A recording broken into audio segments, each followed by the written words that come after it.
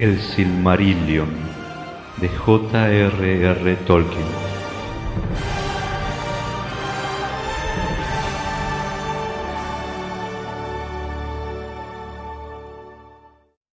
Akallabeth, la caída de Númenor.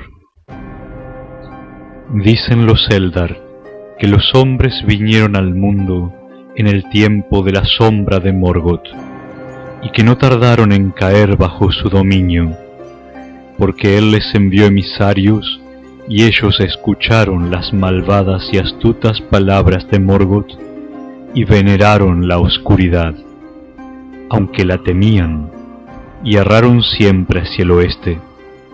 porque habían oído el rumor de que en el oeste había una luz que la sombra no podía oscurecer.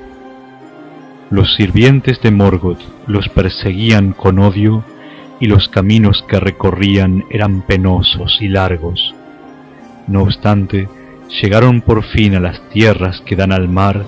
y penetraron en Beleriand en los días de la Guerra de las Joyas. Se los llamó Edain en la lengua Sindarin, y se hicieron amigos y aliados de los Eldar, y cumplieron hazañas de gran valor en la guerra contra Morgoth. De los Edain nació el brillante Eärendil por el lado del padre,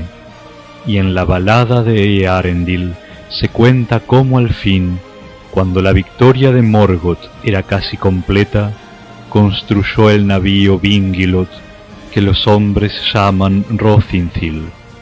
y viajó por mares nunca navegados, siempre en busca de Valinor, porque deseaba hablar ante los poderes en nombre de los dos linajes, para que los Valar los compadecieran y les enviaran ayuda en aquella extrema necesidad. Por tanto, elfos y hombres lo llaman Eärendil, el bendito, porque cumplió su misión después de grandes trabajos y muchos peligros, y de Valinor llegó el ejército de los señores del occidente. Pero Eärendil no volvió nunca a las tierras que había amado. En la gran batalla, cuando por fin Morgoth fue derrocado y Zangorodrim derribada, solo los Edain de entre las tribus de los hombres lucharon al lado de los Valar, mientras que muchas otras lucharon al lado de Morgoth. Y después de la victoria de los señores del occidente, los hombres malvados que no fueron destruidos escaparon de vuelta al este, donde muchos de esa raza erraban todavía en las tierras baldías, salvajes y proscritos, sin atender a las convocatorias de los Valar,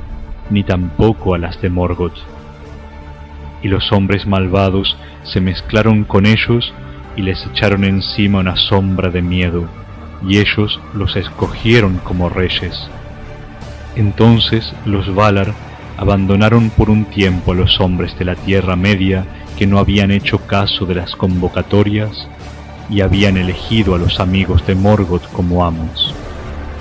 Y los hombres habitaron en la oscuridad, y fueron perturbados por muchas criaturas malignas que Morgoth había concebido en los tiempos de su dominio, demonios y dragones y bestias deformes,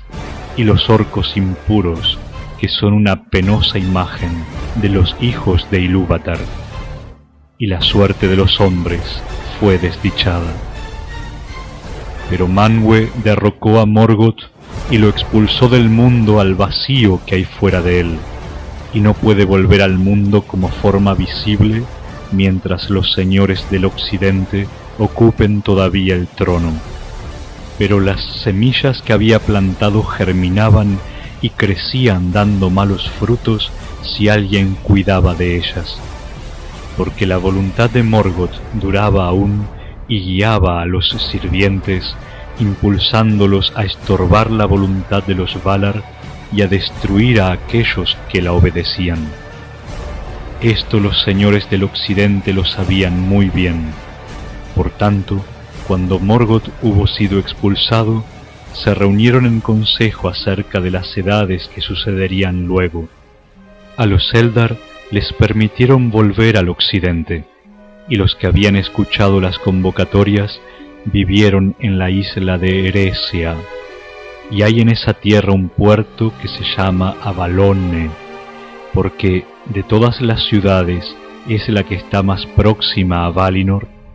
y la torre de Avalone es lo primero que divisa el marinero cuando por fin se acerca a las tierras imperecederas por sobre las leguas del mar.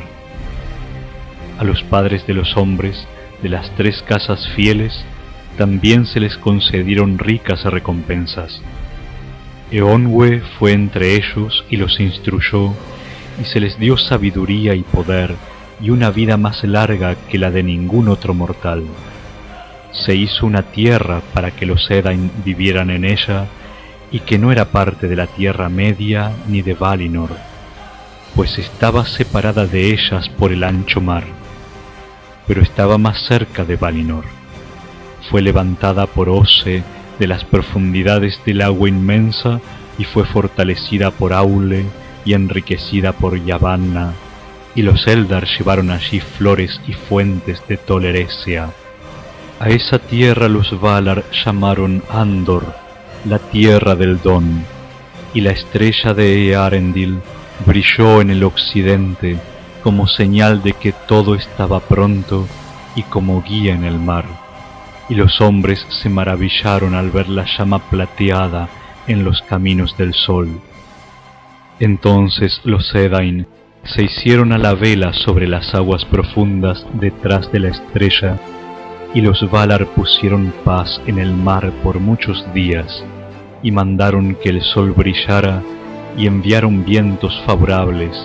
de modo que las aguas resplandecieron ante los ojos de los Edain como ondas cristalinas, y la espuma volaba como la nieve entre los mástiles de los barcos. Pero tanto brillaba Rothinthil, que aún por la mañana los hombres podían ver cómo resplandecía en el occidente, y brillaba solitario en las noches sin nubes, porque nada podían las estrellas a su lado. Y navegando hacia él, al cabo de múltiples leguas del mar, los Edain llegaron a la vista de la tierra que les estaba preparada, Andor, la tierra del Don, que resplandecía en vapores dorados. Entonces abandonaron el mar y se encontraron en un campo hermoso y fructífero, y se alegraron, y llamaron a esa tierra Elenna, que significa hacia las estrellas, pero también Anadune, que significa promontorio del occidente, Númenore, en Alto Eldarin. Este fue el principio del pueblo que en la lengua de los elfos grises se llama Dúnedain, los Númenóreanos, reyes entre los hombres. Pero no escaparon por ello al destino de muerte que Ilúvatar había impuesto a toda la humanidad, y todavía eran mortales, aunque de años más prolongados, y no conocían la enfermedad hasta que la sombra caía sobre ellos. Por tanto, se volvieron sabios y gloriosos, y en todo más semejante a los primeros nacidos que ninguna otra de las tribus de los hombres. Y eran altos, más altos que el más alto de los hijos de la Tierra Media, y la luz que tenían en los ojos recordaba la luz de las estrellas refulgentes. Pero crecieron lentamente en número,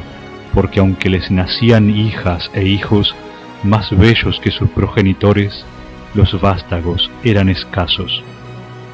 Antaño, la ciudad principal y puerto de Númenor estaba en la costa occidental y se llamaba Andúnie, porque miraba al sol poniente.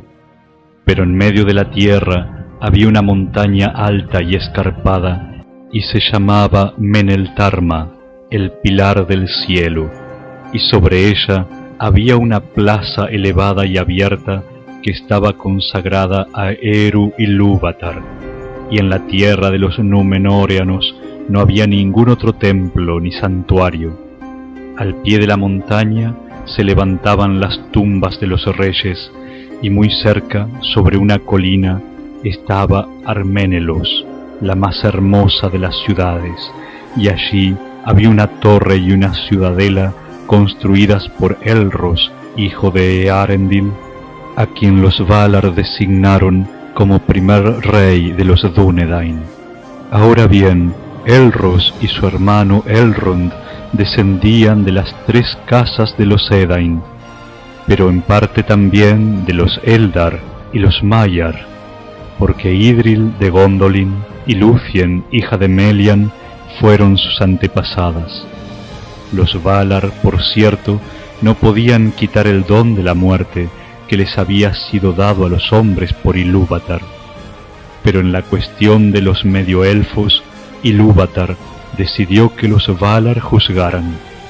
y ellos juzgaron que a los hijos de Eärendil había que darles la libertad de que eligieran su propia suerte, y Elrond eligió permanecer con los primeros nacidos, y a él se le concedió la vida de los primeros nacidos. Pero a Elros, que eligió ser un rey de hombres, se le otorgó una vida muy prolongada, mucho más que la de los hombres de la Tierra Media, y el linaje entero, los reyes y los señores de la casa real, tuvieron una larga vida, aún en relación con lo que era la norma para los Númenóreanos. Pero Elros vivió 500 años y gobernó a los Númenóreanos durante 410 años. Así transcurrieron los años, y mientras la Tierra Media retrocedía y la luz y la sabiduría menguaban, los Dúnedain vivían bajo la protección de los Valar y unidos en amistad con los Eldar, y crecían en altura tanto de mente como de cuerpo, porque aunque este pueblo todavía hablaba su propio idioma, los reyes y señores conocían y hablaban también la lengua élfica que habían aprendido en los días de la Alianza, y por tanto aún conversaban con los Eldar, fuera con los de Eresia o con los del oeste de la Tierra Media. Y los maestros de la ciencia aprendieron también la lengua Alto Eldarin del Reino Bendecido, en la que muchas historias y cantos se preservaron desde el principio del mundo, e hicieron cartas y pergaminos y libros, y en ellos escribieron muchas cosas de sabiduría y de maravilla durante el apogeo del reino, todo lo cual está ahora olvidado. Así fue que, además de sus propios nombres, todos los señores de los Númenóreanos tenían también nombres Eldarin, y lo mismo sucedía con las ciudades y hermosos sitios que fundaron en Númenor y en las costas de las tierras de Acuende, porque los Dúnedain se convirtieron en maestros artífices, de modo que, si lo hubieran querido, podrían haber sobrepasado con facilidad a los malvados reyes de la Tierra Media en estrategia de guerra y en la forja de armas, pero ahora eran hombres de paz. Por sobre todas las artes, prefirieron la fabricación de barcos y la marinería, y se convirtieron en marineros como no volverán a verse desde que el mundo quedó menguado. Y viajar por el ancho mar fue la hazaña y la aventura principal de esos hombres atrevidos en los galanos días en que aún eran jóvenes. Pero los señores de Valinor les ordenaron que no perdiesen de vista las costas de Númenor si viajaban hacia el oeste, y durante mucho tiempo los Dúnedain estuvieron contentos, aunque no comprendían del todo la finalidad de esa prohibición. Pero el designio de Manwë era que los Númenóreanos no tuvieran la tentación de buscar el reino bendecido, ni intentaran sobrepasar los límites de su propia beatitud, y se enamoraran de la inmortalidad de los Valar y de los Eldar y las tierras en las que todo perdura. Porque en aquellos días Valinor estaba aún en el mundo visible, e Ilúvatar permitía que los Valar tuvieran en la tierra una residencia segura, un monumento a lo que podría haber sido si Morgoth no hubiera arrojado una sombra sobre el mundo. Esto lo sabían perfectamente los Númenóreanos, y en ocasiones, cuando el aire estaba claro y el sol en el este, miraban y avistaban allá lejos, al oeste, el blanco resplandor de una ciudad en una costa distante, y un gran puerto y una torre,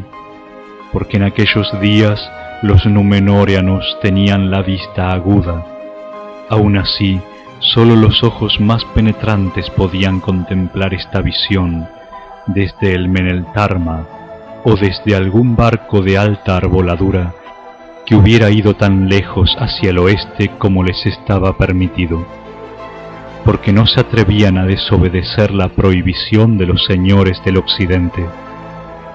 Pero los más sabios de ellos sabían que esa tierra distante no era en verdad el reino bendecido de Valinor, sino Avalone, el puerto de los Eldar en Eresia,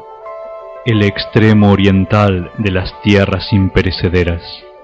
Y desde allí venían a veces los primeros nacidos a Númenor en barcas sin remos, tan blancas como aves que volaran desde el sol poniente, y llevaban a Númenor muchos regalos, aves canoras y flores fragantes, y hierbas de gran virtud,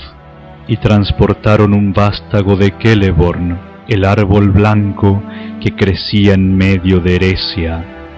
y era a su vez vástago de Galathilion, el árbol de Tuna, la imagen de Telperion, que Yavanna dio a los Eldar en el reino bendecido. Y el árbol creció y floreció en los patios del rey en Arménelos. Nimloth se llamó, y las flores se abrían al atardecer, y una fragancia llenaba las sombras de la noche. Fue así que a causa de la prohibición de los Valar, los Dúnedain de aquellos días navegaban siempre hacia el este y no hacia el oeste, desde la oscuridad del norte hacia los calores del sur, y más allá del sur hasta las oscuridades bajas, y se internaban aún en el mar interior y viajaban alrededor de la Tierra Media, y atisbaban desde las elevadas proas las puertas de la mañana en el este. Y los Dúnedain llegaban a veces a las costas de las grandes tierras, y se compadecían del mundo abandonado de la Tierra Media.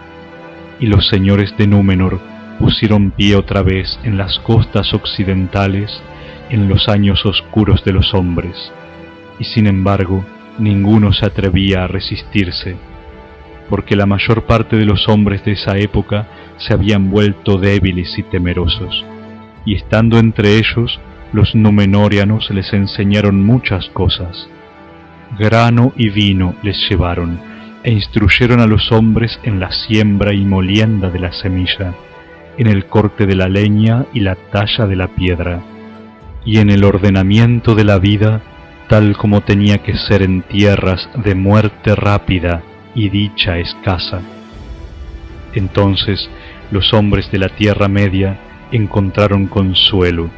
y aquí y allí en las costas occidentales los bosques deshabitados retrocedieron, y los hombres se sacudieron el yugo de los vástagos de Morgoth y olvidaron el terror a las tinieblas, y reverenciaron la memoria de los altos reyes del mar, y cuando hubieron partido los llamaron dioses con la esperanza de que regresaran, porque por aquel tiempo los Númenóreanos nunca se demoraban mucho en la Tierra Media, ni edificaban allí habitación propia. Por fuerza tenían que navegar hacia el este, pero sus corazones se volvían siempre hacia el oeste. Ahora bien, este anhelo crecía con los años, y los Númenóreanos empezaron a mirar con deseo la ciudad inmortal que asomaba a la distancia, y el deseo de una vida perdurable para escapar de la muerte y del fin de las delicias se fortaleció en ellos, y a medida que crecían en poder y en gloria, estaban más intranquilos, porque aunque los Valar habían recompensado a los Dúnedain con una larga vida, no podían quitarles la fatiga del mundo que sobrevenía al fin, y morían aún los reyes de la simiente de Eärendil, y tenían una vida breve ante los ojos de los Eldar. Así fue que una sombra cayó sobre ellos, en la que tal vez obrara la voluntad de Morgoth, que todavía se movía en el mundo. Y los Númenóreanos empezaron a murmurar,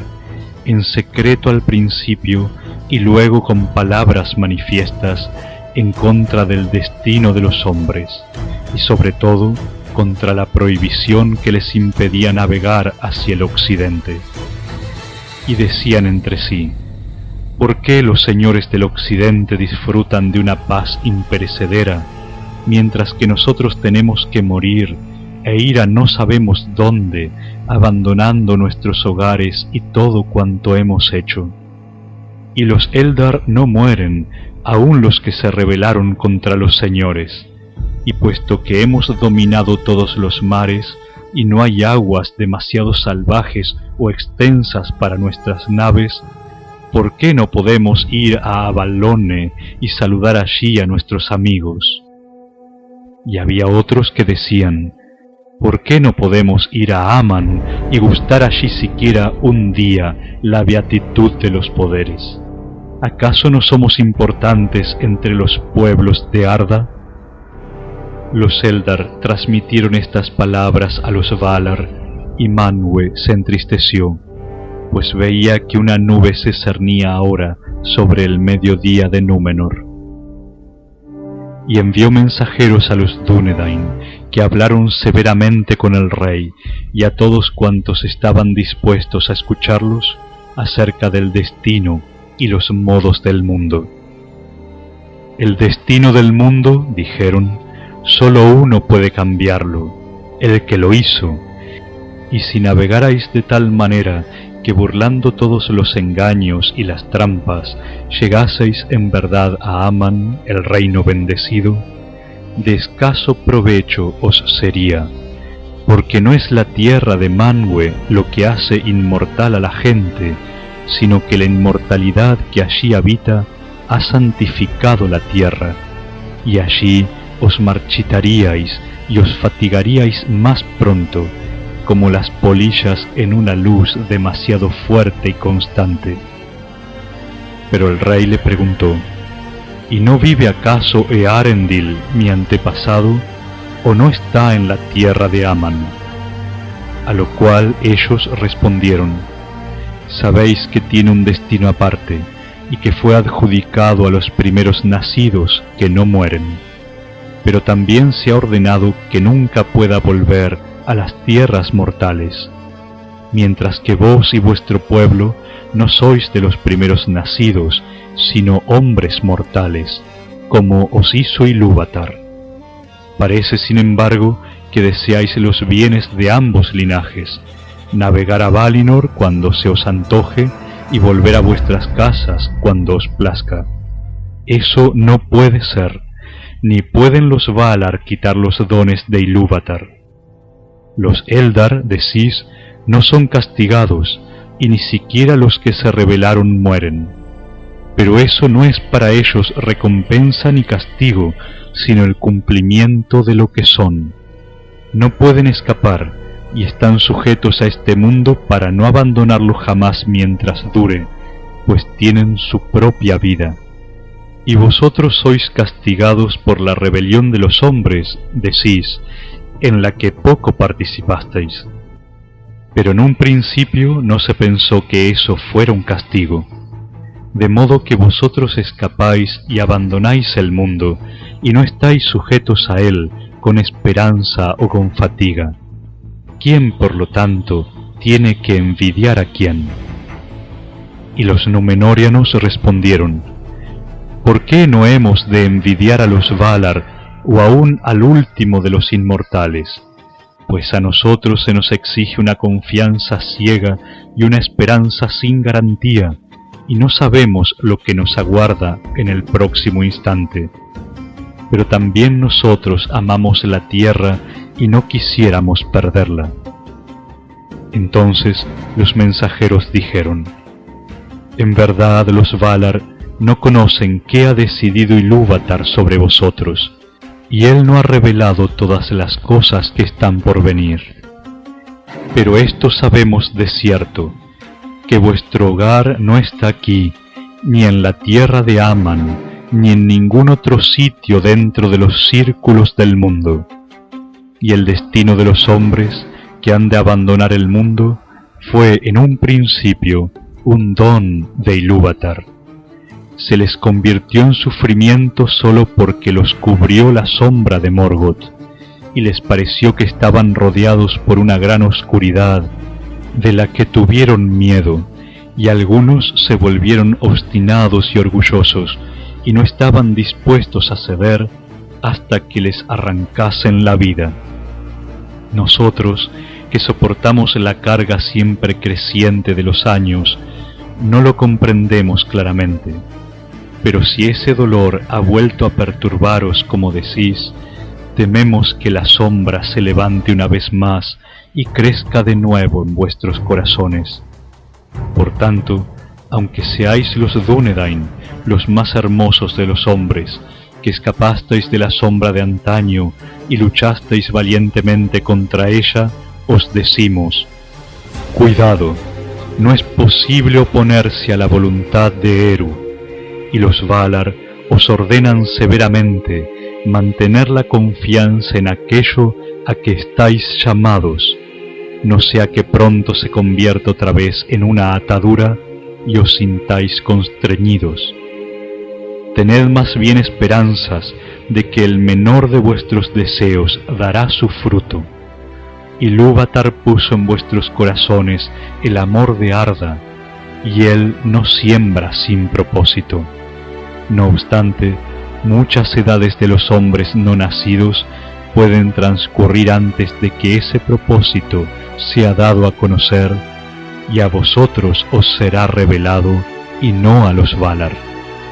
Estas cosas sucedieron en los días de Tar-Kiriatan, el constructor de barcos, y de Taratanamir, su hijo,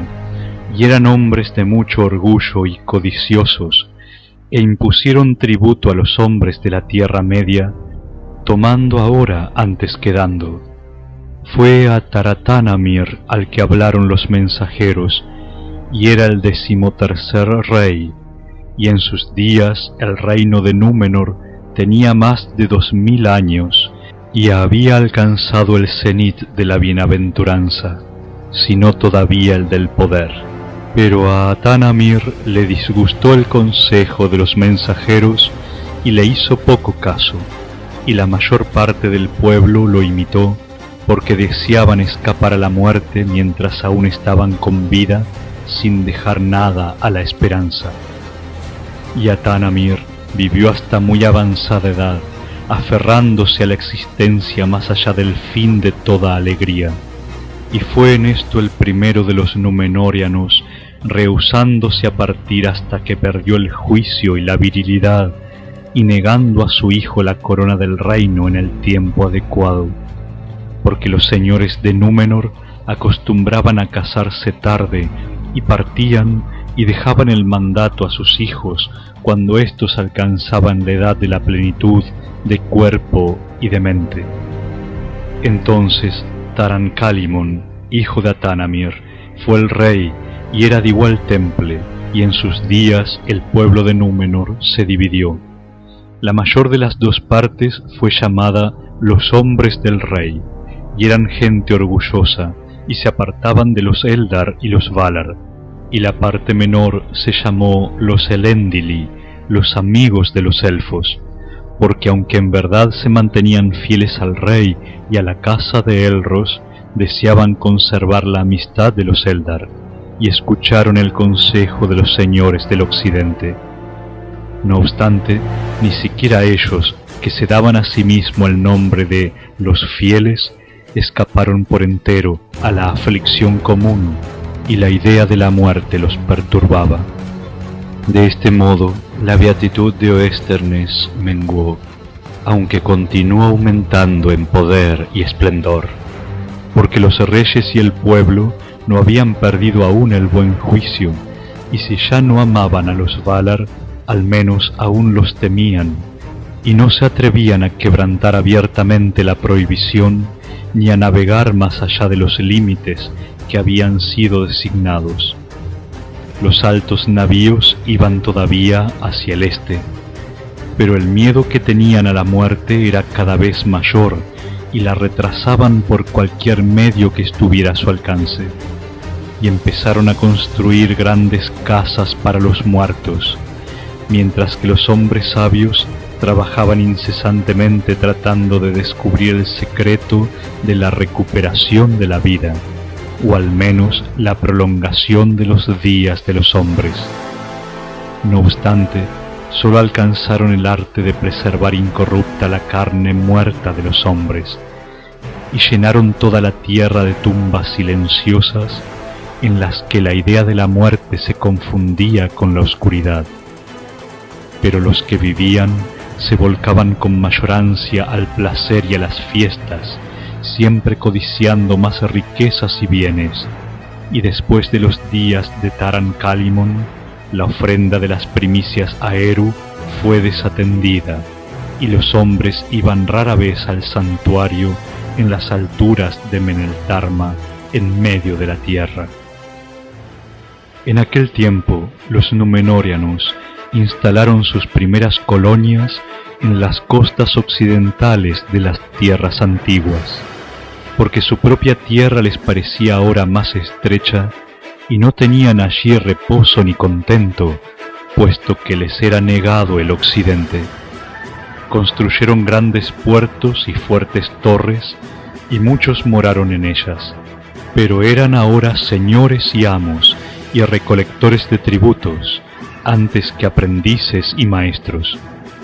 Los grandes barcos de los Númenóreanos navegaban hacia el este en el viento y volvían siempre cargados, y el poder y la majestad de los reyes se acrecentaba día a día, y bebían y celebraban fiestas y se vestían de plata y oro. De todo esto, los amigos de los elfos participaron muy poco. Solo ellos iban ahora al norte y a la tierra de Gil-galad, conservando la amistad con los elfos y ayudando en contra de Sauron. Su puerto era Pelargir, sobre las desembocaduras del Anduin el Grande, pero los hombres del rey avanzaban muy lejos hacia el sur, y los señoríos y las fortalezas que construyeron dejaron muchas huellas en las leyendas de los hombres. En esta edad, como se dice en otra parte, Sauron se levantó de nuevo en la Tierra Media y creció y regresó al mal en que Morgoth lo había criado, ganando en poder mientras lo servía. Ya en los días de Tar-Minastir, el 11º rey de Númenor, había fortificado la fortaleza de Mordor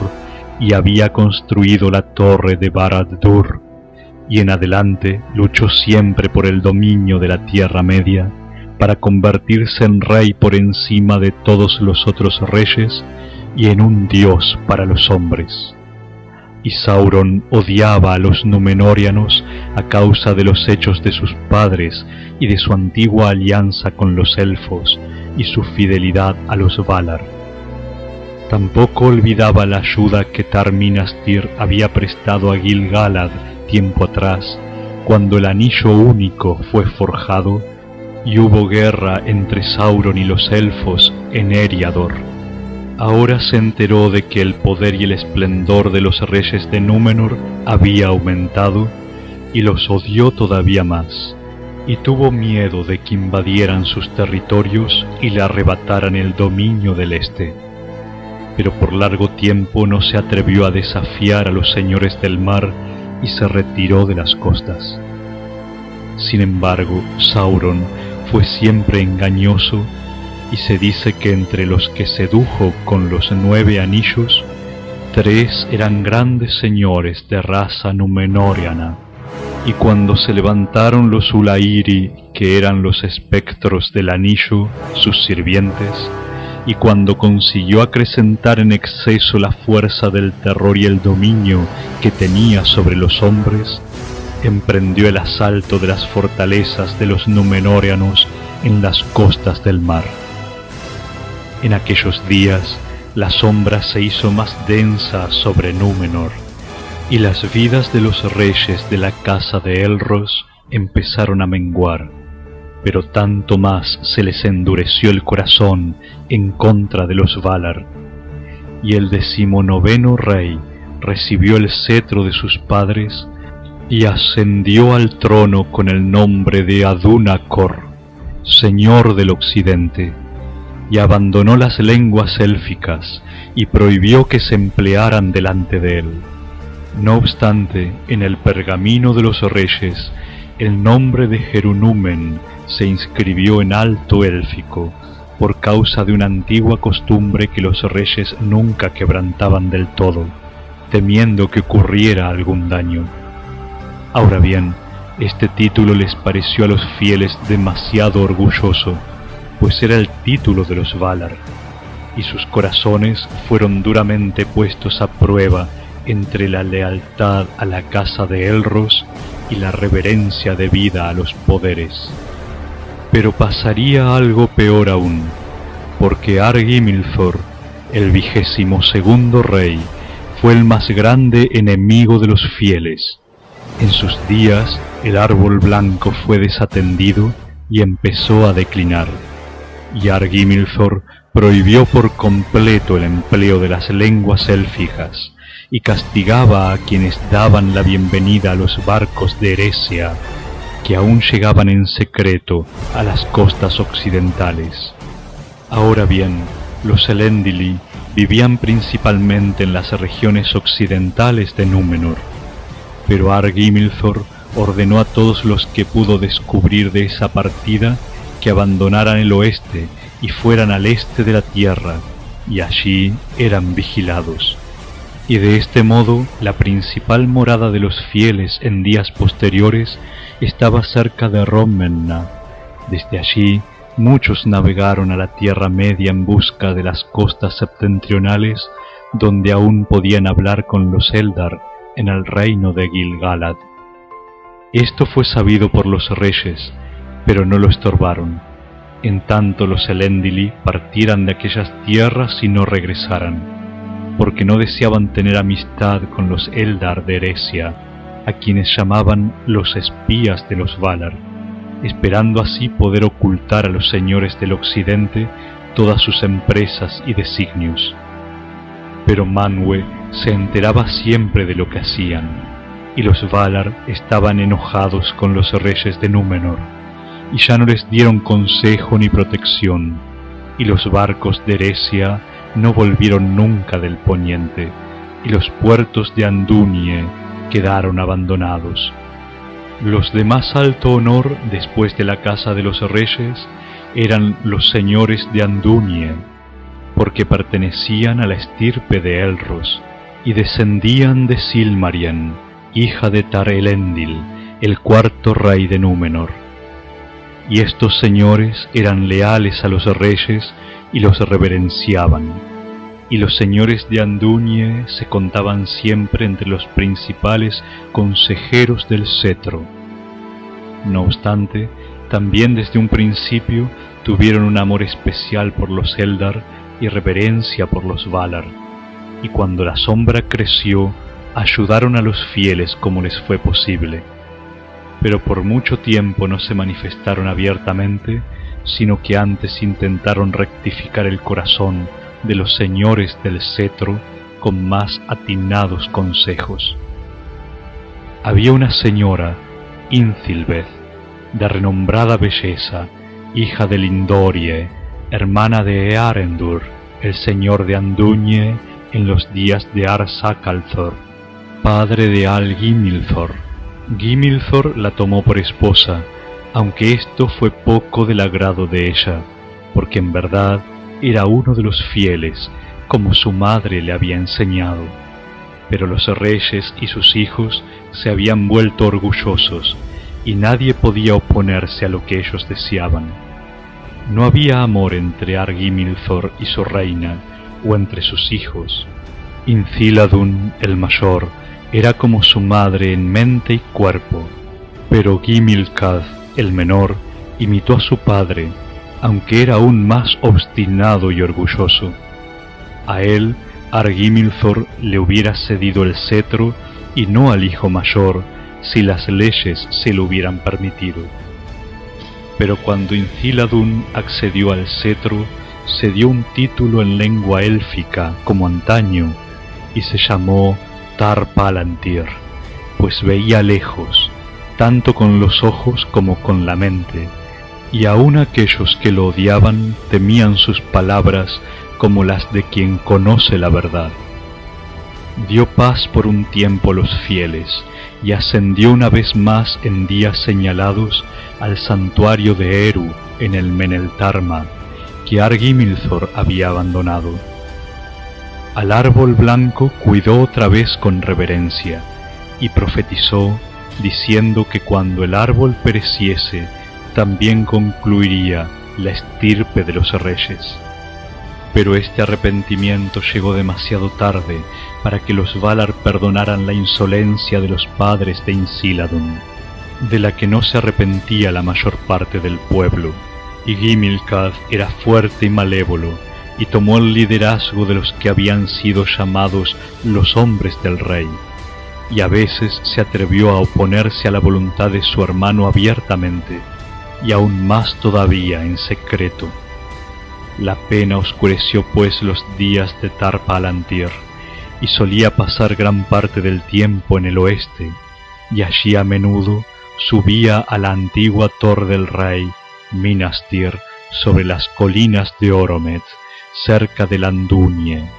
desde donde miraba hacia el oeste con nostalgia, quizá esperando ver alguna vela sobre el mar. Pero ningún barco vino ya nunca desde el occidente a Númenor, y las nubes velaban a Valone. Ahora bien,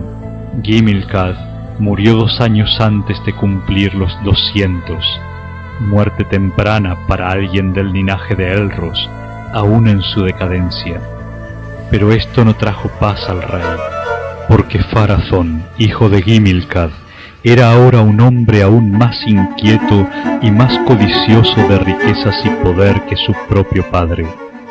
Había estado fuera a menudo como jefe de las guerras que los Númenóreanos libraban en las costas de la Tierra Media con la intención de extender su dominio sobre los hombres,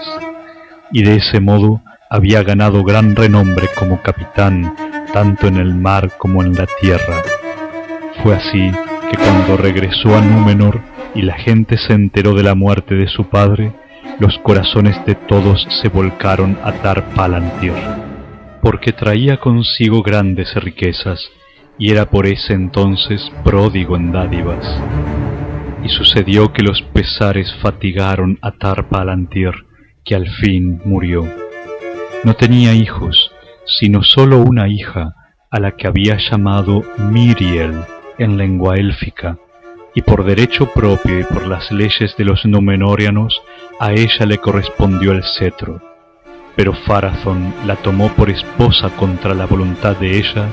e hizo mal en esto, e hizo mal también porque las leyes de Númenor no permitían el matrimonio, ni siquiera en la casa real, entre parientes más cercanos que primos en segundo grado. Y cuando se celebró la boda, él puso la mano en el cetro y adoptó el título de Ar-Pharazôn, Tarkalion en lengua élfica, y el nombre de la reina lo cambió por el de Ar-Thimrafel. De todos cuantos tuvieron el cetro de los reyes del mar desde la fundación de Númenor, el más poderoso y el más orgulloso fue Ar-Pharazôn, el dorado, y 23 reyes y reinas habían regido a los Númenóreanos en tiempos anteriores, y dormían ahora en tumbas profundas bajo el monte de Meneltarma, tendidos en lechos de oro. Y sentado en el trono tallado de la ciudad de Arménelos, en el apogeo de su poder, Ar-Pharazôn se hacía sombrías reflexiones pensando en la guerra, porque se había enterado en la Tierra Media de la fuerza del reino de Sauron y de cómo odiaba a Oesternes. Y acudieron a él capitanes del mar y de la tierra que regresaban del este, y le informaron que Sauron había puesto en marcha un ejército y que ya acosaba las ciudades de las costas, y que había adoptado ahora el título de Rey de los Hombres, y se disponía a arrojar a los Númenóreanos al mar y aún destruir Númenor si le era posible. Grande fue la ira de Ar-Pharazôn al oír estas nuevas, y mientras meditaba largamente en secreto, se le encendió en el corazón un deseo ilimitado de poder, y de que no hubiera otra voluntad que la suya, y decidió sin pedir consejo a los Valar, ni recurrir a la ayuda de otra sabiduría que la propia, que él mismo reclamaría el título de Rey del Mundo, y que a Sauron lo convertiría en vasallo y sirviente, porque movido por el orgullo, Ar-Pharazôn pensaba que ningún rey había de ser tan poderoso como para rivalizar con el heredero de Eärendil. Por tanto, empezó en ese tiempo a forjar una gran cantidad de armas, y construyó muchos barcos de guerra y los guardó junto con las armas, y cuando todo estuvo dispuesto, él mismo se hizo a la mar hacia el este. Y los hombres vieron las velas que asomaban en el poniente, teñidas de escarlata, resplandecientes de rojo y de oro, y los habitantes de las costas se amedrentaron y huyeron lejos. Pero la flota llegó por último a ese sitio llamado Umbar, donde los Númenóreanos tenían un puerto poderoso que no era obra de ninguna mano. Desiertas y en silencio estaban todas las tierras en derredor, cuando el Rey del Mar avanzó sobre la Tierra Media. Durante 7 días marchó con trompetas y estandartes, y llegó a una colina y subió a ella, y levantó allí su pabellón y su trono, y se sentó en medio, y las tiendas de las huestes se ordenaron alrededor, doradas y blancas y azules, como un prado de flores altas. Entonces envió heraldos y ordenó a Sauron que se presentara ante él y le jurara fidelidad. Y Sauron acudió. Desde su poderosa torre de Barad-dûr acudió, pero no a combatir, porque advirtió que el poder y la majestad de los reyes del mar sobrepasaba todos los rumores, y que ni siquiera los más grandes de los vasallos de Angband podrían hacerles frente,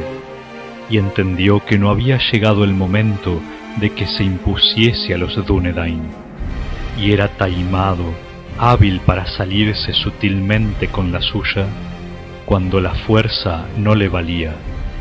Por tanto, se humilló ante Ar-Pharazôn y pronunció dulces palabras, y los hombres se asombraron, pues todo cuanto decía parecía justo y sabio. Pero Ar-Pharazôn no se dejó engañar, y se le ocurrió que para asegurarse mejor la fidelidad de Sauron, tenía que llevarlo a Númenor, y que allí viviera como rehén de sí mismo y de todos sus sirvientes en la Tierra Media. A esto consintió Sauron, como quien está obligado, pero en secreto, sintiéndose complacido, pues era en verdad lo que deseaba. Y Sauron cruzó el mar y contempló la tierra de Númenor y la ciudad de Arménelos en los días de gloria, y quedó perplejo, pero en lo íntimo del corazón la envidia y el odio le crecieron todavía más. Sin embargo, tan astuto era de mente y de palabra, tan firmes sus propósitos ocultos, que antes de que hubieran pasado 3 días ya compartía con el rey designios secretos, pues tenía siempre en la lengua palabras dulces como la miel, y conocía muchas cosas que aún no habían sido reveladas a los hombres. Y al advertir el trato que el rey le dispensaba, todos los consejeros empezaron a lisonjearlo, excepto uno, Amandil, señor de Anduñe. Entonces, lentamente, un cambio sobrevino en la tierra, y en el corazón de los amigos de los elfos hubo una gran perturbación, y muchos huyeron de miedo. y aunque quienes se quedaron se daban todavía el nombre de fieles, sus enemigos los llamaron rebeldes, porque ahora que Sauron tenía cerca los oídos de los hombres, contradecía con muchos argumentos todo lo que habían enseñado los Valar, e hizo que los hombres pensaran que en el mundo, en el este y aún también en el oeste, había muchos mares y muchas tierras no conquistadas aún, en las que abundaban las riquezas. Y si llegaban por fin al extremo de esas tierras, encontrarían más allá la antigua oscuridad. Y de ella se hizo el mundo, porque sólo la oscuridad es digna de veneración, y el Señor Oscuro puede hacer otros mundos todavía,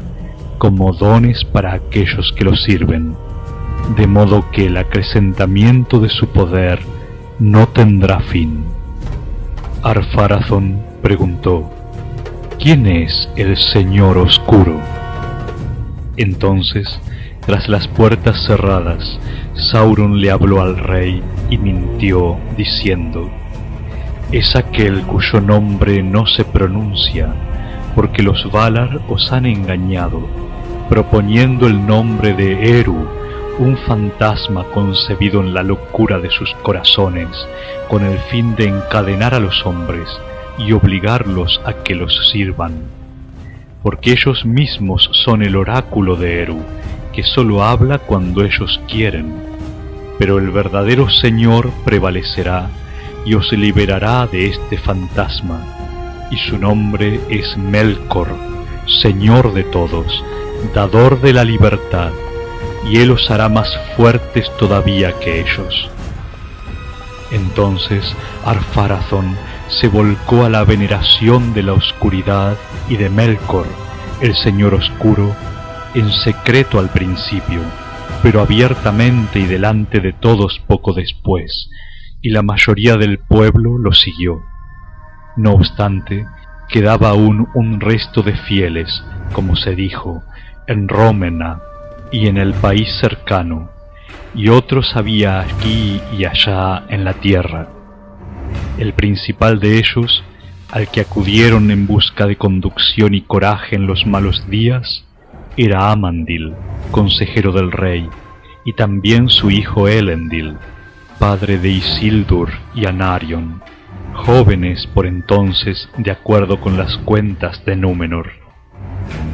Amandil y Elendil eran grandes capitanes de navío, y pertenecían al linaje de Elros Tar-Minyator, pero no a la casa regente que heredaba la corona y el trono en la ciudad de Arménelos. En los días en que ambos eran jóvenes, Amandil le había sido caro a Pharazôn, y aunque se contaba entre los amigos de los elfos, permaneció en el consejo del rey hasta la llegada de Sauron. Entonces fue destituido, pues Sauron lo odiaba más que a ningún otro en Númenor. Pero era tan noble y había sido un capitán de mar tan poderoso que todavía lo honraban muchos del pueblo, y ni el rey ni Sauron se atrevían a ponerle las manos encima. Por tanto, Amandil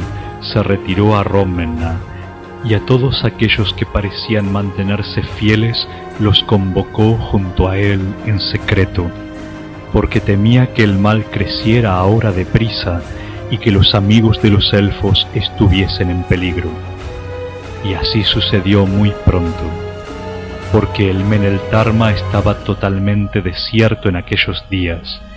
y aunque ni siquiera Sauron se atrevía a mancillar el elevado sitio, el rey no permitía que hombre alguno, bajo pena de muerte, ascendiera a él, ni siquiera aquellos de entre los fieles que aún veneraban a Ilúvatar. Y Sauron instó al rey a que cortara el árbol blanco, Nimloth, el bello, que crecía en el patio de la corte, porque estaba allí en recuerdo de los Eldar y de la luz de Valinor. En un principio el rey no consintió, pues creía que la fortuna de la casa estaba ligada al árbol, como lo había dicho Tar-Palantir. Así se daba la locura de que quien odiaba a los Eldar y a los Valar se apegara en vano a la vieja lealtad de Númenor. Pero cuando Amandil se enteró de los malos propósitos de Sauron, el corazón se le apenó, pues sabía que al final Sauron se saldría con la suya. Entonces habló con Elendil y con los hijos de Elendil, recordándoles la historia de los árboles de Valinor. E Isildur no dijo palabra, pero salió por la noche y llevó a cabo la hazaña por la que más tarde tuvo renombre, porque fue disfrazado a Arménelos y a los patios del rey, que estaban ahora prohibidos a los fieles, y se acercó al sitio del árbol que estaba prohibido a todos por orden de Sauron, y unos guardias vigilaban el árbol de noche y de día. En ese tiempo Nimloth se había oscurecido y no lucía flores, pues el invierno se acercaba, e Isildur pasó entre los guardianes y tomó un fruto del árbol, y se volvió para marcharse, pero los guardianes despertaron y se le echaron encima, e Isildur se abrió camino luchando y fue herido muchas veces, y escapó, y como estaba disfrazado, no llegó a saberse quién había puesto las manos en el árbol. Pero Isildur llegó por fin a duras penas a Rómena y dejó el fruto en manos de Amandil antes de que las fuerzas le faltaran. Luego el fruto se plantó en secreto y fue bendecido por Amandil, y un vástago salió de él y brotó en la primavera. Pero cuando se abrió la primera hoja, Isildur, que había yacido mucho tiempo próximo a la muerte, se incorporó y las heridas no lo atormentaron más. No se hizo esto demasiado pronto, porque después del ataque el rey cedió ante Sauron y derribó el árbol blanco, y se apartó entonces por entero de la fidelidad de sus padres. Pero Sauron logró que se levantara un poderoso templo en la colina, en medio de la ciudad de los Númenóreanos, Arménelos, la Dorada, y tenía forma de círculo en la base, con un diámetro de 500 pies, y allí las paredes eran de 50 pies de espesor, y se alzaban del suelo 500 pies, y estaban coronadas por una gran cúpula, y esa cúpula estaba techada de plata y resplandecía al sol, de modo que la luz se divisaba desde lejos. Pero pronto la luz se oscureció y la plata se ennegreció, porque había un altar de fuego en medio del templo y con una espesa humareda. Y el primer fuego sobre el altar lo encendió Sauron con leños de Nimloth, y estos crepitaron y se consumieron. Pero el humo que salió asombró a los hombres, y una nube cubrió la tierra durante 7 días,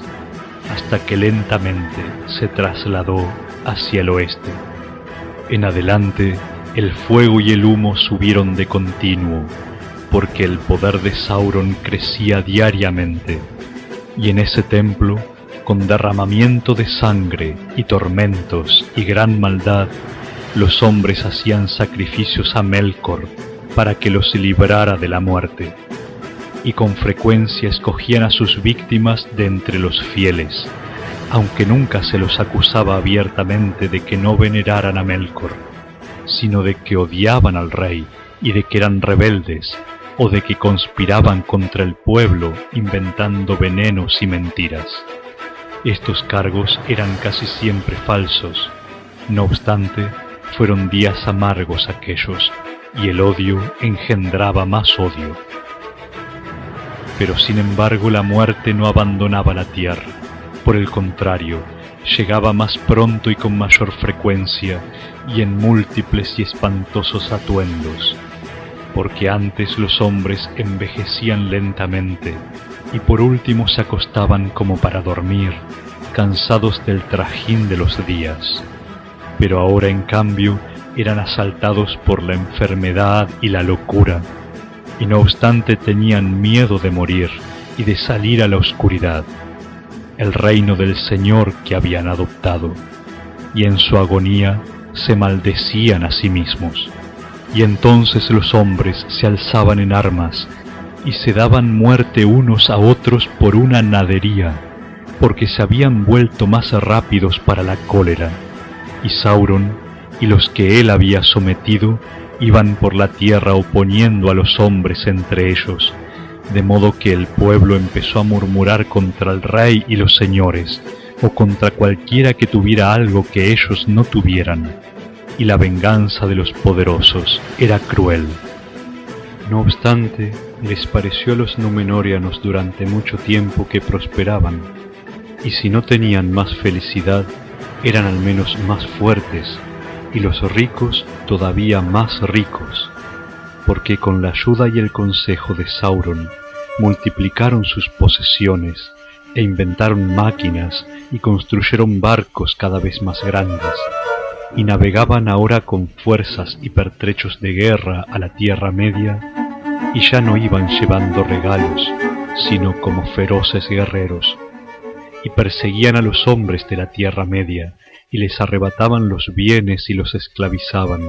y a muchos los mataban cruelmente en sus altares, porque levantaban fortalezas, templos y grandes tumbas en aquellos días, y los hombres los temían, y el recuerdo de los bondadosos reyes de antaño se borró y fue oscurecido por no pocas historias de espanto. De este modo Ar-Pharazôn, rey de la Tierra de la Estrella, se convirtió en el tirano más poderoso del mundo desde el reinado de Morgoth, aunque Sauron era en verdad quien gobernaba todas las cosas, escondido detrás del trono. Pero los años pasaron y el rey sintió que la sombra de la muerte se aproximaba a medida que se alargaban los días, y el miedo y la cólera lo ganaron. Llegaba ahora la hora que Sauron había dispuesto y que aguardaba desde tiempo atrás. Y Sauron habló al rey diciendo que era muy fuerte y que ya nada podía impedirle que hiciese su voluntad en todas las cosas, sin estar sometido a prohibiciones o mandatos. Y le dijo: los Valar se han apoderado de la tierra donde no hay muerte, y te mienten sobre ella, ocultándola todo lo posible por avaricia, y porque temen que los reyes de los hombres les arrebaten el reino inmortal y gobiernen el mundo. Y aunque no cabe duda de que el don de la vida interminable no es para todos, sino sólo para quienes son dignos, como hombres de poder y de orgullo y de alto linaje, este don se le ha quitado contra toda justicia al Rey de Reyes, Ar-Pharazôn, el más poderoso de los hijos de la tierra, con quien sólo Manwë puede ser comparado, y quizá ni siquiera él. Pero los grandes reyes no toleran negativas y toman lo que se les debe. Entonces Ar-Pharazôn, infatuado y ya a la sombra de la muerte, pues el curso de sus días estaba acercándose al fin, escuchó a Sauron y se puso a pensar en cómo hacer la guerra a los Valar. Pasó mucho tiempo en la preparación de este designio y aún no habló de él abiertamente. No obstante, no podía ocultárselo a todos, y Amandil, al advertir las intenciones del rey, sintió tristeza y miedo, pues sabía que los hombres no podían vencer a los Valar, y la ruina caería sobre el mundo si esta guerra no se impedía. Por tanto, llamó a su hijo Elendil y le dijo: los días se han oscurecido, y ya no hay esperanzas para los hombres, pues los fieles son pocos. En consecuencia, estoy decidido a emprender la misión que nuestro antepasado Eärendil emprendió otrora, y navegaré hacia el oeste, esté prohibido o no, y hablaré con los Valar, aun con el mismo Manwë si es posible, y le rogaré que nos ayude antes de que todo esté perdido. ¿Traicionarías entonces al rey?, preguntó Elendil, porque sabes que se nos acusa de traidores y espías, falso cargo hasta el día de hoy. Si creyera que Manwë está necesitado de un mensajero semejante, dijo Amandil, por cierto traicionaría al rey, porque hay una lealtad a la que ningún hombre ha de renunciar por causa alguna. Pero clemencia para los hombres y que se los libere de los engaños de Sauron es lo que pediré, pues al menos algunos se han mantenido fieles. En cuanto a la prohibición, yo mismo pediré mi castigo, no sea que la culpa recaiga en todo mi pueblo. Pero, ¿qué crees, padre mío, que les ocurrirá a los de tu casa cuando se sepa lo que has hecho? No ha de saberse, dijo Amandil. Prepararé mi partida en secreto y me haré a la mar hacia el este, a donde los barcos parten todos los días desde nuestros puertos. Y ya allí, cuando el viento y la suerte lo permitan, volveré por el norte o por el sur hacia el oeste y buscaré lo que pueda encontrar. Pero a ti y a los tuyos, hijo mío, os aconsejo que preparéis otros barcos y pongáis a bordo todas aquellas cosas de las que vuestros corazones no puedan apartarse. Y cuando los barcos estén prontos, os reuniréis en el puerto de Rommenna y diréis a los hombres, en el momento oportuno, que os proponéis seguirme hacia el este. Amandil ya no es tan caro a nuestro pariente en el trono como para lamentarse si intentamos partir por una temporada o para siempre. Pero que no advierta que intentas llevar contigo un número crecido de hombres, o empezará a preocuparse a causa de la guerra que está planeando, para la que necesitará todas las fuerzas de que pueda disponer. Busca a los fieles que son todavía sinceros y que se unan a ti en secreto si están dispuestos a partir contigo y a compartir tu misión. ¿Y cuál será esa misión?, preguntó Elendil. No os mezcléis en la guerra y vigilad, respondió Amandil. No diré más hasta que regrese, pero es muy probable que huyáis de la tierra de la estrella sin estrella que os guíe, porque esa tierra está mancillada. Entonces perderéis todo lo que habéis amado y conoceréis la muerte en vida, mientras buscáis una tierra de exilio en otro sitio. Si en el este o en el oeste, solo los Valar lo saben. Entonces Amandil se despidió de todos los de su casa como quien iba a morir, porque, dijo, es muy posible que no volváis a verme, y que no os envíe una señal como la que Eärendil nos envió hace mucho tiempo. Pero manteneos alertas, pues el fin del mundo conocido se aproxima. Se dice que Amandil se hizo a la mar por la noche en una pequeña embarcación y fue hacia el este, y luego dio media vuelta y navegó hacia el oeste, y llevó consigo a 3 sirvientes muy queridos, y nunca hubo noticia ni señal de ellos en este mundo, ni cuento ni conjetura sobre la suerte que corrieron. Los hombres no podían ser salvados una segunda vez por una embajada semejante, y era difícil que hubiera absolución para la traición de Númenor. Pero Elendil hizo lo que su padre le había mandado, y sus barcos ocuparon la costa oriental de la tierra, y los fieles embarcaron a las esposas y a los hijos y una gran cantidad de bienes, y había entre ellos objetos bellos y poderosos, obra de los Númenóreanos en tiempos de sabiduría, vasijas y joyas y rollos de ciencia escrita en escarlata y negro, y también 7 piedras, regalo de los Eldar. Pero en el barco de Isildur se guardaba el árbol joven, el retoño de Nimlod, el bello, y Elendil estuvo siempre alerta y no se mezcló en las malas acciones de aquellos días,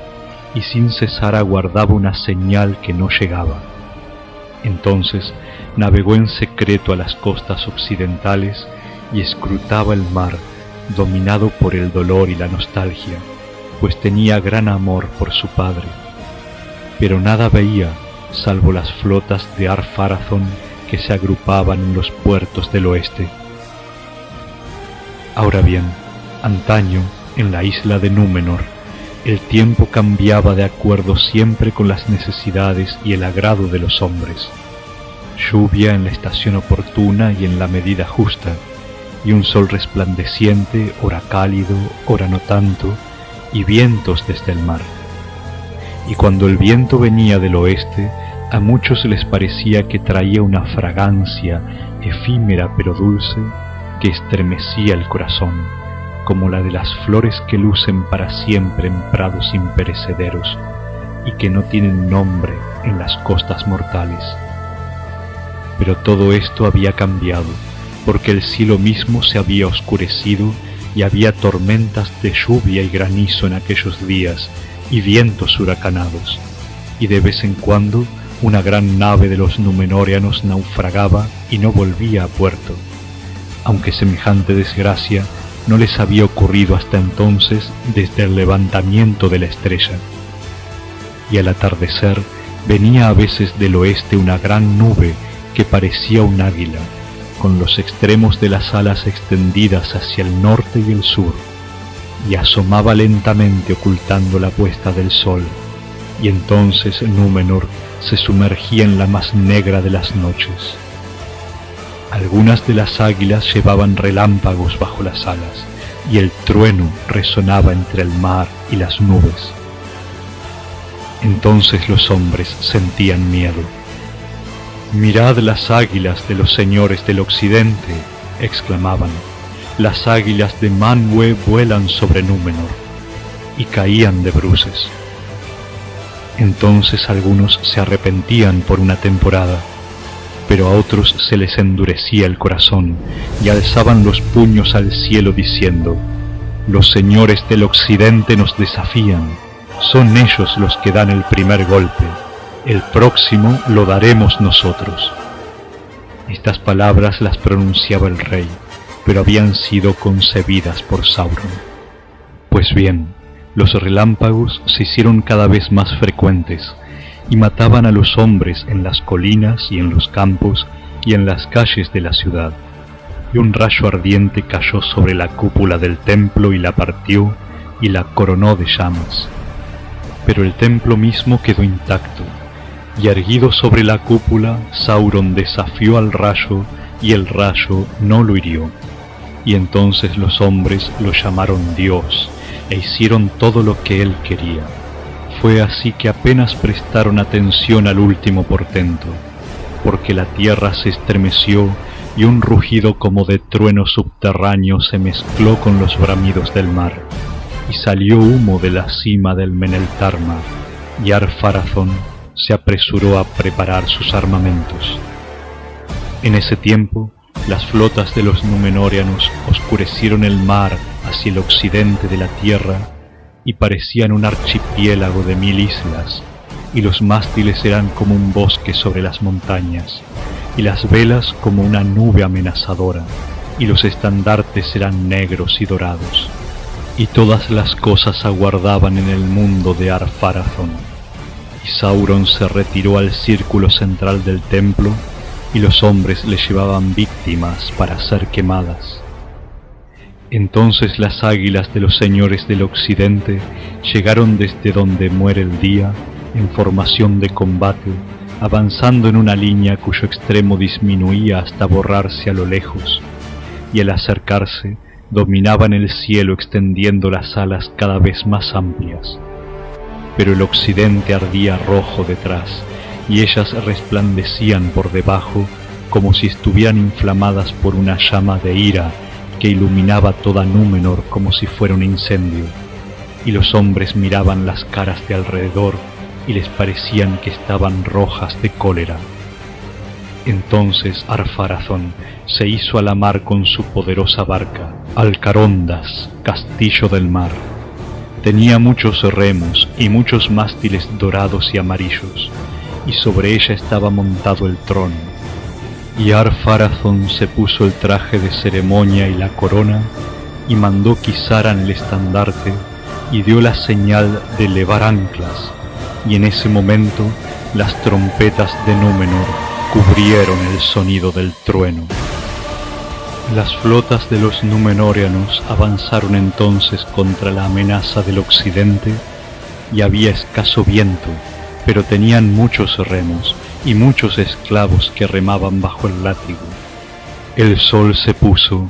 y un gran silencio sobrevino.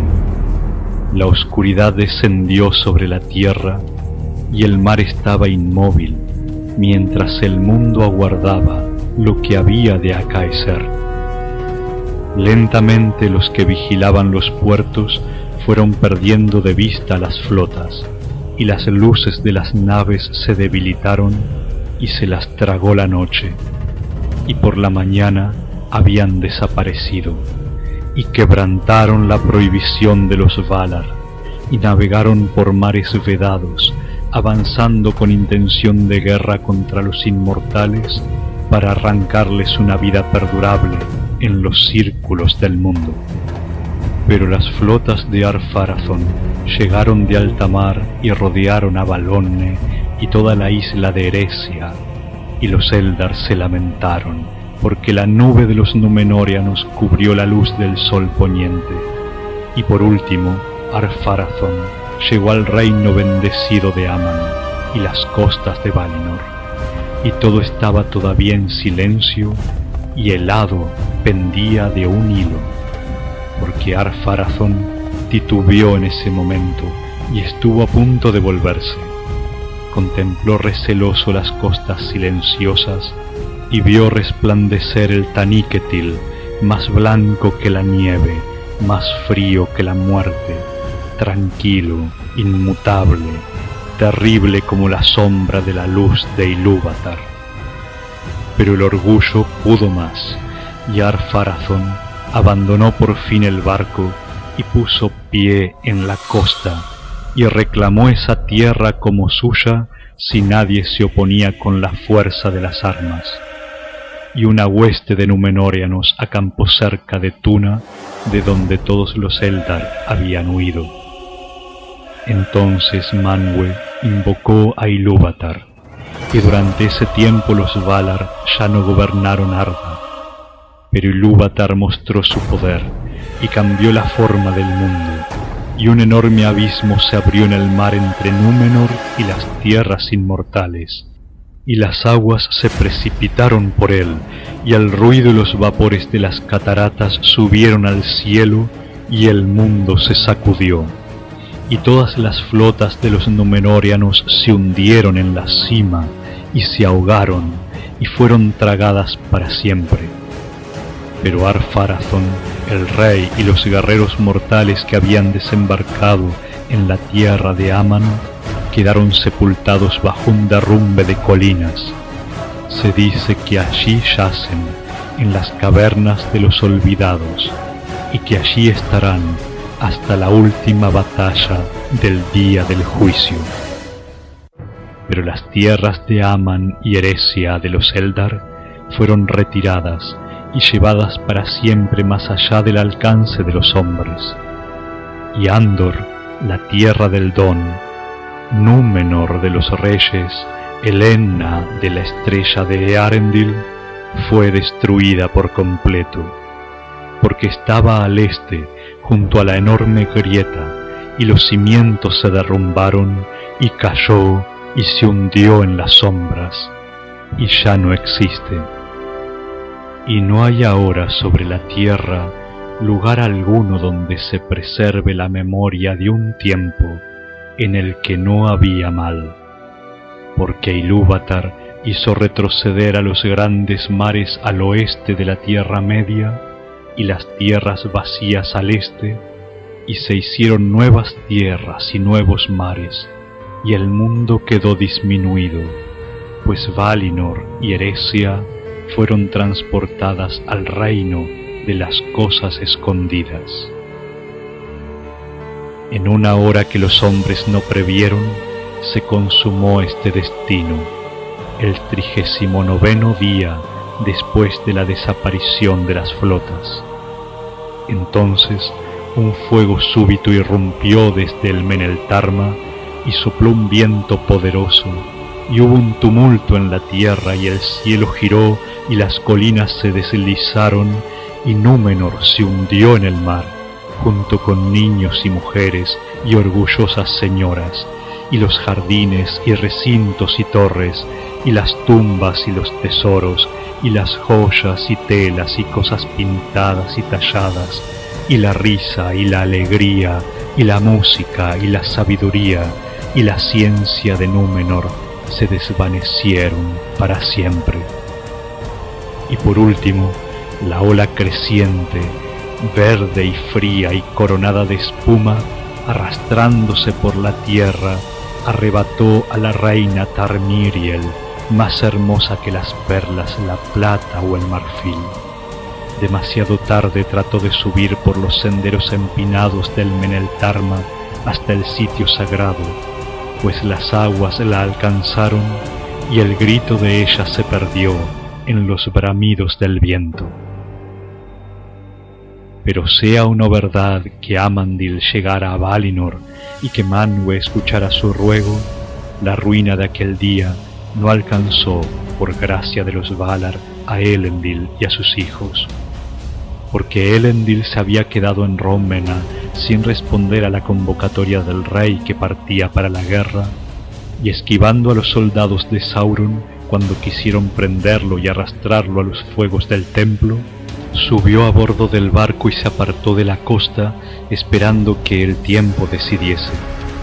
Allí la tierra lo protegió de la gran corriente del mar que se precipitaba arrastrando a todos al abismo, y luego de la primera furia de la tormenta. Mas cuando la ola devoradora avanzó rodando sobre la tierra y Númenor se derrumbó, la aniquilación hubiera sido una pena menor para Elendil, pues el arrebato de la muerte no le parecía más amargo que la pérdida y la agonía de aquel día. Pero el viento huracanado lo alcanzó más fuerte que ningún otro conocido por los hombres, y avanzó bramando desde el oeste y empujó muy lejos a los barcos y desgarró las velas y quebró los mástiles, arrastrando a los hombres como briznas de hierba en el agua. Eran 9 los barcos, 4 para Elendil y 3 para Isildur y 2 para Anarion, y huyeron de la negra tempestad desde el crepúsculo de la condenación a la oscuridad del mundo. Y las aguas profundas se levantaban debajo en una furia gigantesca, y olas como montañas avanzaron coronadas de nieve desgarrada, y cargaron a los hombres entre jirones de nubes, y al cabo de muchos días los arrojaron a las costas de la Tierra Media. Y en aquel tiempo todas las costas y las regiones marinas del mundo occidental cambiaron y se arruinaron, porque los mares invadieron las tierras y las costas se derrumbaron, y las antiguas islas fueron anegadas, y otras islas se alzaron en el mar, y las montañas cayeron, y los ríos se desviaron en extraños cursos. Más tarde, Elendil y sus hijos fundaron reinos en la Tierra Media, y aunque en ciencia y habilidad no eran sino un eco de lo que habían sido antes de que Sauron llegara a Númenor, no obstante les parecieron muy grandes a los hombres salvajes del mundo. Y mucho se dice en otras historias de los hechos de los herederos de Elendil, en la edad que vino después, y de la lucha que libraron con Sauron, que aún no estaba terminada. Porque el mismo Sauron sintió gran temor ante la ira de los Valar y el hado que Eru había impuesto a la tierra y al mar. No había imaginado nada semejante, pues sólo había esperado la muerte de los Númenóreanos y la derrota del orgulloso rey. Y Sauron, sentado en la silla negra en medio del templo, había reído cuando oyó las trompetas de Ar-Pharazôn que llamaba al combate, y otra vez había reído cuando oyó el trueno de la tormenta, y una tercera vez, mientras se reía pensando en lo que haría en el mundo, ahora que se había desembarazado de los Edain para siempre, fue sorprendido bruscamente, y el asiento y el templo cayeron al abismo. Pero Sauron no era de carne mortal, y aunque había sido despojado de la forma en que hiciera tanto daño, de modo que ya nunca podría lucir una hermosa figura ante los ojos de los hombres, su espíritu se alzó desde las profundidades y pasó como una sombra y un viento negro sobre el mar, y llegó de nuevo a la Tierra Media y a Mordor, que era su morada. Se instaló de nuevo en Barad-dûr, se puso el gran anillo y vivió allí, oscuro y silencioso, hasta que se dio a sí mismo una nueva forma, una imagen visible de malicia y odio, y el ojo de Sauron el terrible, pocos podían soportarlo.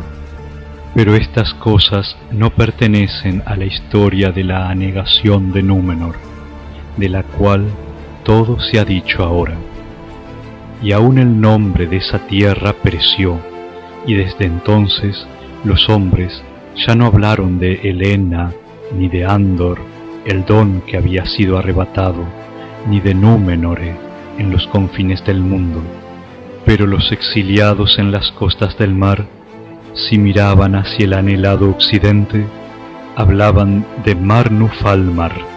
que se hundió bajo las olas, a Call-labeth, la sepultada, a Talante, en lengua Eldarin. Entre los exiliados, muchos creían que la cima del Meneltarma, el pilar del cielo, no fue anegada para siempre, sino que se levantó otra vez por encima de las olas, una isla perdida en las grandes aguas, porque había sido un sitio consagrado y nadie lo había mancillado nunca, aun en días de Sauron. Y algunos hubo de la simiente de Eärendil que después lo buscaron, porque se decía entre los sabios que en otro tiempo los hombres de vista penetrante alcanzaban a atisbar desde el Meneltarma las tierras inmortales, porque aún después de la ruina el corazón de los Dúnedain se volcaba hacia el oeste, y aunque en verdad sabían que el mundo había cambiado, decían: Avalone ha desaparecido de la faz de la tierra, y la tierra de Aman ha sido arrebatada, y nadie puede encontrarlas en este mundo de oscuridad. No obstante, una vez fueron, y por tanto todavía son plenamente y en la forma cabal del mundo,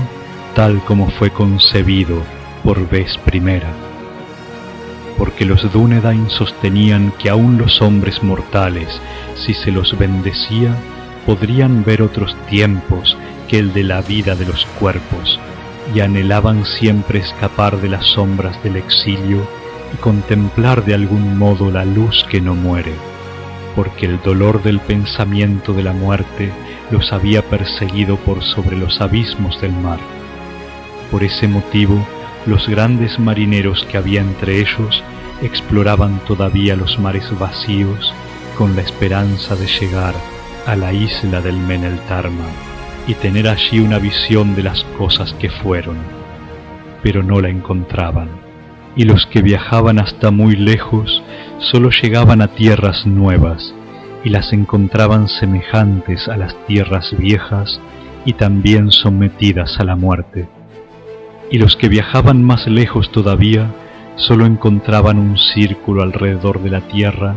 para volver fatigados por fin al lugar de partida, y decían: todos los caminos son curvos ahora. De este modo, en parte por los viajes de los barcos, en parte por la ciencia y la lectura de las estrellas, los reyes de los hombres supieron que el mundo era en verdad redondo, y sin embargo aún se permitía que los Eldar partieran y navegaran hacia el antiguo occidente y a Avalone si así lo querían. Por tanto, los sabios de entre los hombres decían que tenía que haber un camino recto para aquellos a quienes se les permitiese descubrirlo, y enseñaban que aunque el nuevo mundo estuviese torcido, el viejo camino y el sendero del recuerdo del occidente todavía estaban allí, como si fueran un poderoso puente invisible que atravesara el aire del aliento y del vuelo, que eran curvos ahora como el mundo, y cruzaran el Ilmen, que ninguna carne puede soportar sin asistencia, hasta llegar a Tol Eressëa, la isla solitaria, y quizá aún más allá, hasta Valinor, donde habitan todavía los Valar y observan el desarrollo de la historia del mundo. Y cuentos y rumores nacieron a lo largo de las costas del mar acerca de marineros y hombres abandonados en las aguas que por algún destino o gracia o favor de los Valar habían encontrado el camino recto y habían visto cómo se hundía por debajo de ellos la faz del mundo, y de ese modo habían llegado al puerto de Avalone con lámparas que iluminaban los muelles, o en verdad a las últimas playas de Aman, y allí habían contemplado la montaña blanca, terrible y hermosa, antes de morir.